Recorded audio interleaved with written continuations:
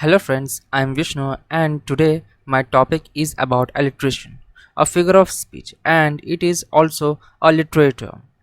Let's now see its meaning and where it comes from. Alliteration comes from a Latin word called littera, L-I-T-T-E-R-A, L-I-T-T-E-R-A, which means letters of the alphabet.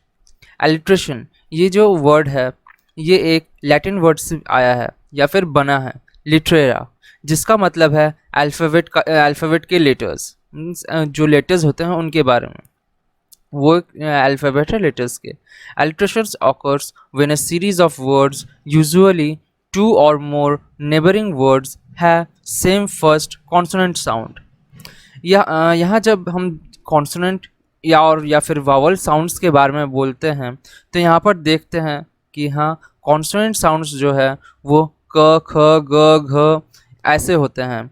ये actually हम लोग linguistics के through देखते हैं, ठीक है।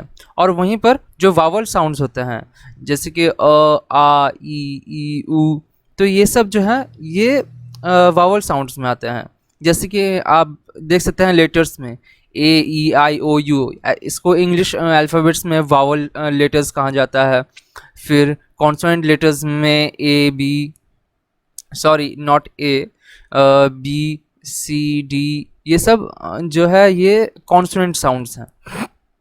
फिर यहाँ हम जब जाते हैं देखते हैं कि जो कॉन्सोनेंट साउंड्स हैं, ठीक है, ये जब अपने नेबरिंग वर्ड से कोरिलेट करता है और वो भी कॉन्सोनेंट साउंड्स क्या होता है कि हाँ वो जो फर्स्ट लेटर जो उस वर्ड का फर्स्ट साउंड होता है, ठीक है, वो स्ट्रेस्ड भी हो सकता है अनस्ट्रेस्ड भी हो सकता है। जो फर्स्ट साउंड है, ठीक है, वो जब किसी अदर वर्ड्स के साउंड से मिलता है तब उससे एलिट्रेशंस ऑकर होते हैं। ऐसा कोई रेगुलरिटी नहीं है कि हाँ वो वर्ड सेम ही हो, ठीक है, वो वर्ड्स अलग हो सकते हैं पर जो कॉन्सोनेंट साउंड है वो सेम होगा। जो फर्स्ट कॉन्सोनेंट साउंड है वो सेम होगा। तो चलिए देख लेते हैं इसके कुछ एग्जांपल्स, जैसे कि लॉफ्टी, लव, लिविंग, ये तीनों अलग अलग वर्ड्स हैं, ठीक है। तो यहाँ पर ल फॉर लॉफ्टी, ल फॉर लव, ल फॉर लिविंग। फिर ब्राउन ब्रेड, ब्राइट, एट्सेट्रा। ऐसे बहुत सारे एग्जांपल्स हैं कि यहाँ पे जिसमें तुम्हारा ब यहाँ पर जो फर्स्ट कॉन्सोनेंट साउंड है उसके बारे में बताया गया है।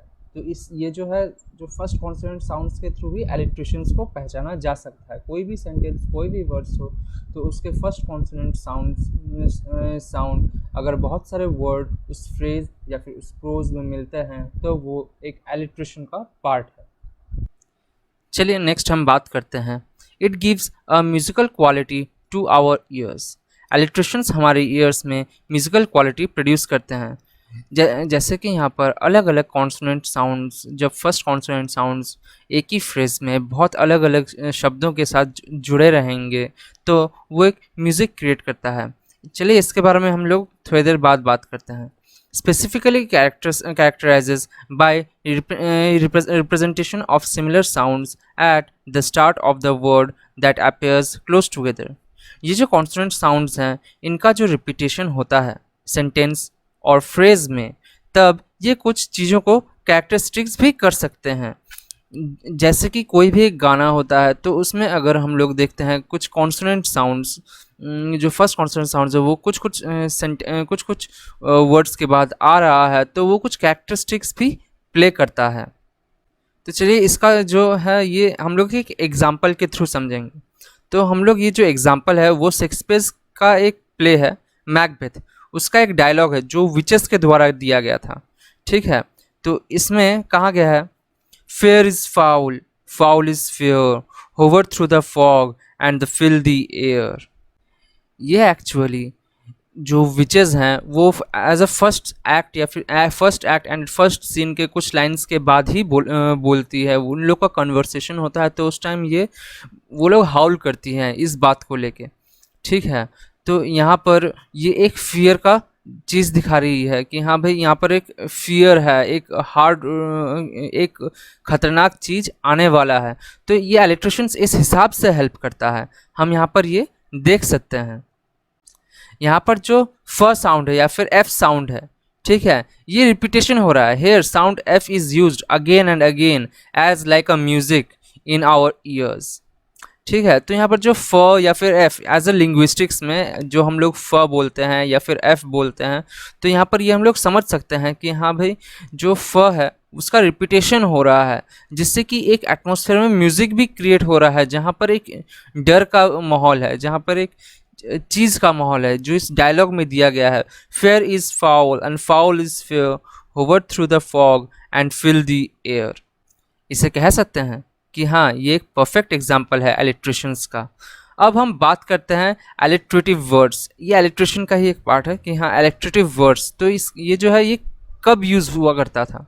जो एलिट्रेशन है ये अभी का नहीं, ये बहुत पहले का है। तो ये कब यूज़ किया गया था, तो ये जो है एलिट्रेटिव वर्ड्स जो है ये एंग्लो सेक्शन के टाइम यूज़ किया जाता था, एंग्लो सेक्शन पोइट्रीज में।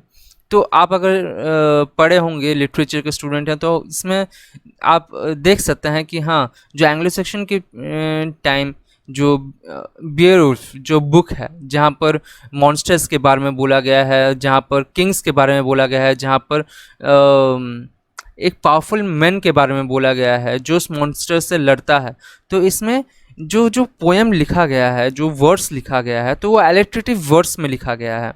तो हम यहाँ पर जान पाते हैं कि ये बहुत पहले का है, एंग्लो सेक्शन के टाइम से ही ये यूज़ किया गया है। पर जब हम इसके बाद वाले पीरियड में देखते हैं, एंग्लो नॉर्मन पीरियड में, तो यहाँ पर समझ पाते हैं कि यहाँ पर उस टाइम एलिट्रेटिव वर्ड्स का यूज़ नहीं किया जाता था, उसका इस्तेमाल नहीं होता था। तो उस टाइम जो है नॉर्मन्स ने राइम्स इंट्रोड्यूस किया था हमारे लाइफ में। जो राइम्स आज हम लोग पढ़ते हैं, तो वो राइम्स यूज़ किया गया था। राइम्स आप बहुत जगह देखे होंगे, राइमिंग पढ़ते भी होंगे। तो आप जब आप छोटे क्लास में थे या फिर अभी आप जिस क्लास में हैं, तो उस टाइम कोई भी पोएम में होगा, वहाँ पर एक राइमिंग सेंटेंस है जो फर्स्ट लाइन के लास्ट वर्ड से अगर कोई 4 लाइन का पोएम है, ठीक है, तो उसके फर्स्ट 2 लाइन या फिर first line and the third line, तो वो एक राइमिंग करता है, उसका लास्ट वर्ड राइमिंग करना चाहिए। तो नॉर्मन्स ने इसका ये जो चीज़ है इसका इंट्रोड्यूस किया था कि हाँ, राइमिंग वर्ड क्या होता है, नहीं होता है। चलिए अब बात करते हैं हम एलिट्रेशंस का यूज़ कैसे करते हैं, कब करते हैं, क्या उसका नियम है यूज़ करने का, ठीक है। तो यहाँ पर हम देख सकते हैं कि हाँ, जो एलिट्रेशन है तो ये 4 एलिट्रेटिव वर्ड्स से ही बनता है। वो नेसेसरी है देना कि हाँ, जो 4 एलिट्रेटिव वर्ड्स होते हैं, तभी क्या बोलता है, अगर कोई सेंटेंस में 4 एलिट्रेटिव वर्ड्स दिया जाए तो उसे एलिट्रेशन कहा जाएगा। आप एग्जाम्पल के तौर पर एक फ्रेज ले सकते हैं, Lisa loved to looked at lizard in the aquarium. तो यहाँ पर एक एग्जाम्पल है जहाँ पर लीजा ल है, लव्ड ल है, लुक्ड ल है, लिजर्ड ल है। तो यहाँ पर चार कॉन्सोनेंट साउंड जो फर्स्ट साइड कॉन्सोनेंट साउंड्स होते हैं, तो वो यहाँ पर दिख रहा है। तो और हाँ, और एक चीज़ का हमें ख्याल रखना चाहिए कि हाँ, एलिट्रेशंस कभी भावल साउंड से नहीं बनते हैं। भावल साउंड आप जानते हैं, ए ई आई ओ यू या फिर अ आ उ ई, तो इससे कभी नहीं बनते हैं एलिट्रेशंस ओनली कॉन्सोनेंट साउंड्स के थ्रू ही बन सकते हैं, और वो रिपीटेशन होते हैं, कॉन्सोनेंट साउंड्स की रिपीटेशन, बट अलग अलग वर्ड्स में। सो इस वीडियो में बस इतना ही, मिलते हैं नेक्स्ट वीडियो में। Thank you. If you like it, hit the like button below.